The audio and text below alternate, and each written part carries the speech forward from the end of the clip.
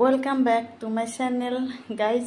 এতিয়া আমাৰ ইয়াতে যে কৈছিলোঁ মানে ৰাজহুৱা অনুষ্ঠান এটা আছে মন্দিৰটোৰ থাপনাখন মণিকূটটোৰ পৰা মণিকূটটো মানে নতুনকৈ বান্ধি আছিল আৰু থাপনাখন সভাঘৰতে এনেই থোৱা আছিল। আৰু এইটো যিহেতু আমাৰ কৃষ্ণ মন্দিৰটোত এনেকুৱা ভকতৰ মই যে দেখুৱাইছিলোঁ আমাৰ ঘৰত অনুষ্ঠানটো কৰিছিলোঁ, ঠিক সেই নিয়মতে মানে সেইকাৰণে বোধহয় নেকি আৰু মোৰ বেছি দূৰত নহয় এই অনুষ্ঠানটোৰ প্ৰতি এটা মোৰ টান আছে। টান বুলি নহয়, আজি আমি একো নাখাওঁ আৰু মন্দিৰটো সন্মুখতেনে বহুত দিন ধৰি মানে থাপনাখন গোসাঁই তাতে আছিল আৰু বহুত পুৰণা মন্দিৰ।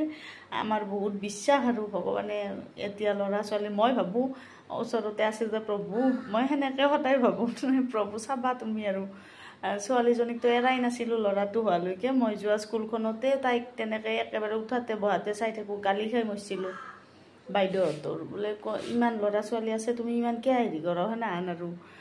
গতিকে এতিয়া ল'ৰাটো যাই মোৰ বহুত চিন্তা, ছাতি ধূপ জ্বলাই তাৰমানে যাতে একো বাদ বিঘিনি নহয়, তাত দেহাটো দুৰ্বল আৰু তেনেকুৱা ভাবোঁ। যিয়ে হওক এতিয়া যাওঁ আহকচোন, যদি পাৰোঁ মই কিবা অলপ তাৰে ভাল লগা অনুষ্ঠান ভাল লগা মুহূৰ্ত দেখুৱাম আৰু আপোনালোকক। আৰু এইফালে চাওকচোন, ইয়াত কোনো ধৰণৰ ফিল্টাৰো নাই, মানুহে বনাইছে এইমাত্ৰ। মই বোলো মই নোৱাৰোঁ, গাঁৱত এটা অনুষ্ঠান আছে, মই তালৈ কামত ব্যস্ত হৈ আছোঁ, মই আজি লালমোহন বনাব নোৱাৰোঁ। আৰু 2 মিনিটত বনাই আনিলে চাওকচোন কেনেকুৱা হৈছে জনাব। মই সেইকাৰণে সাঁচি থ'লোঁ, আজি প্ৰথম তাই বনাইছে। ইমান এই আমাৰ ভোগবিলাসী তাৰমানে বহুত ভাল পায় এইবিলাক বস্তু বনাই কিবা কৰি, বহুত ভাল ধুনীয়া। সেইটো শ্বেপটো বেয়া হৈছে অকণমান বাৰু, কিন্তু এনেই ধুনীয়া হৈছে। মই ৰাখি থ'লোঁ সেইকাৰণে। ইয়াৰে আমি চাহ খাই আৰু 2টামান আছে, তাই পটককৈ উলিয়াই আনিছে, ফ্ৰিজত থ'লে হয়তো হ'ল হয় ধুনীয়া। আমি চাহ পানী খাই ওলাই যাওঁ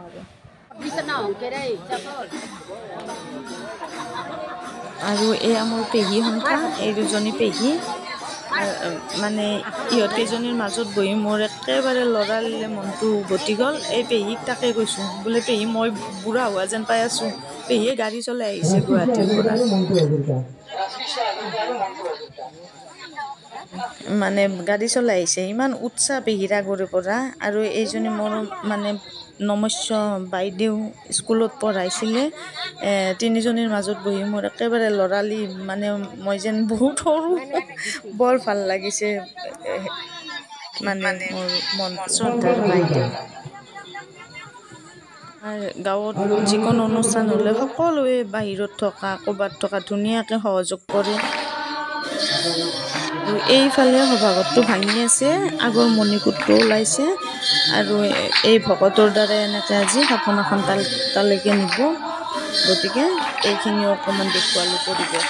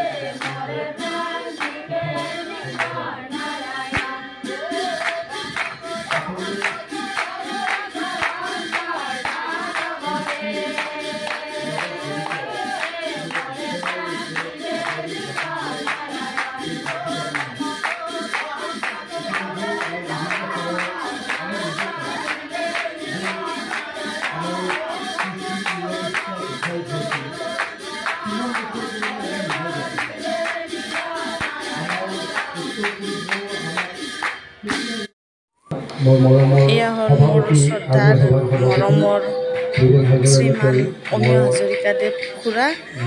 তেখেত ধমধমা মহাবিদ্যালয়ৰ মানে অসমীয়া বিভাগৰ প্ৰবক্তা আছিলে।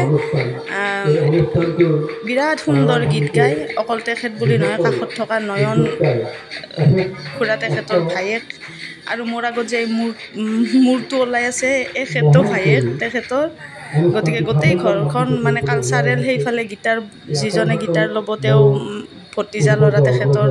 গোটেই ঘৰখন আমি আগতে সৰু থাকোঁতে মানে বাটেৰে আহিলে ইমান ধুনীয়া পৰিৱেশ। মনত পৰে এইবিলাক মানুহক মানে ধৰি ৰাখিবৰ ইচ্ছা যায়। বাকী বাইদেউ বুলি মাতো, অংগনবাড়ীত তেওঁ সেই কৰিছিল, আমাক শিকাইছিল আৰু গতিকে বৰ শ্ৰদ্ধাৰ, বিৰাট মৰমীয়াল কথা বতৰা। গতিকে তেখেতসকলৰ স্মৃতিটো মই মোৰ সৰু মোবাইলটোৰে আবদ্ধ কৰি সাঁচি ৰাখিলোঁ। কেতিয়াবা ইচ্ছা কৰিলে তেখেতসকলেও চাব পাৰিব, ময়ো চাব পাৰিম। তেখেতসকল আমাৰ কাৰণে, আমাৰ পিছৰ প্ৰজন্মৰ কাৰণে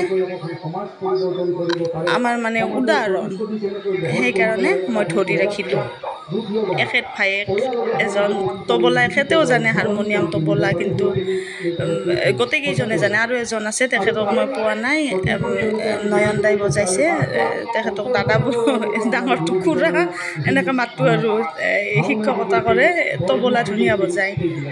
কিয় তেখেতসকলে কৰিছিল সমাজখন সুন্দৰ কৰাৰ কাৰণে, সমাজখনক নতুনকৈ সংগঠন কেনেকৈ চিনিব পাৰি, মায়াৰ কাৰ্য্য কেনেকৈ চিনিব পাৰি, লোভ মোহ কাম ক্ৰোধক কেনেকৈ আমি কি কৰিব পাৰোঁ, গোটেইবিলাক ধ্বংস কৰিব নোৱাৰিব, নিয়ন্ত্ৰণ কৰিব পাৰোঁ, এইবিলাক কথাই গুৰুদেৱজনাই কৈছিল। সেই বৰগীত এতিয়া আমি কম্পিটিশ্যনত গাইছোঁ, গাই পেলাই কেৱল মাত্ৰ এটা কাৰ্যৰেখাত যদি গাওঁ, অসমীয়াৰ কাৰণে একো নহ'ব বুলি মোৰ এটা ধাৰণা। বৰগীতটোৰ কথাখিনি অন্ততঃ হৃদয়ংগম কৰি পেলাই গুৰুদেৱজনাই কিয় গাইছিল।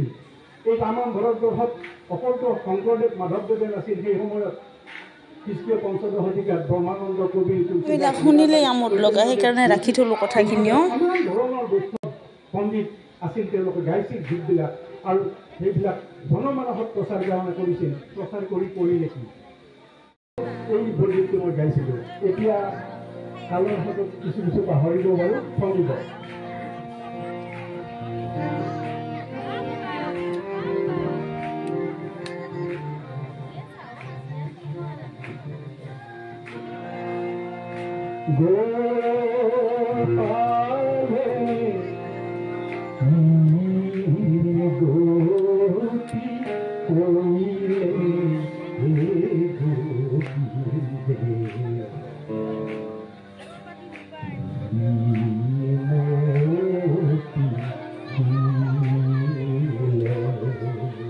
গোপাল, তুমি এই যুগজগতক উৰণ বুৰণ গজল ভ্ৰমণ চাৰিমুখী যুৱক পৰিত্ৰান্ত মানে কি কৰিছা?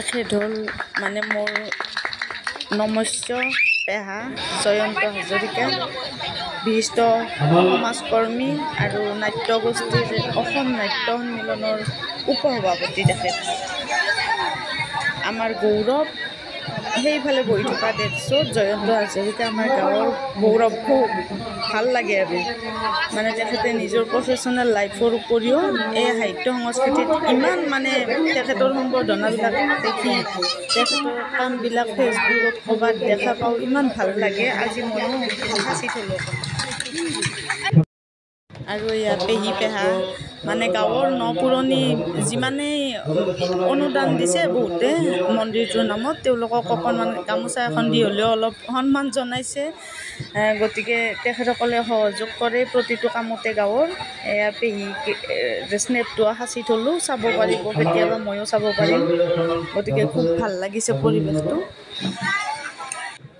এইবাৰ সম্বৰ্ধনা জ্ঞাপন কৰিবলৈ ওলাইছোঁ শ্ৰীযুত নীৰজ হাজৰিকাদেৱক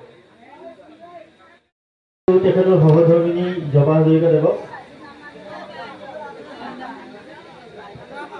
এখন ফুলাম গামোচাৰে আদৰণি জনাব শ্ৰীযুত উদীপ্ত হাজৰিকাই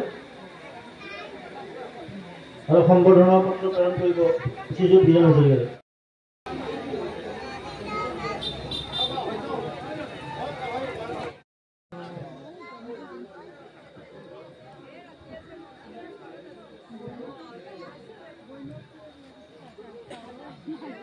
এইবাৰ শ্ৰীযুত বিকুল হাজৰিকাক আমি সম্বৰ্ধনা জনাব বিচাৰিছোঁ শ্ৰীযুত বিকুল হাজৰিকা শ্ৰী ৰিংকু হাজৰিকাক আমি আমাৰ ওচৰত বিচাৰিছোঁ ৰিংকু হাজৰিকা তেখেতক এখন ফুলাম গামোচাৰে সম্বৰ্ধনা জনাব আমাৰ ওচৰত বিচাৰিছোঁ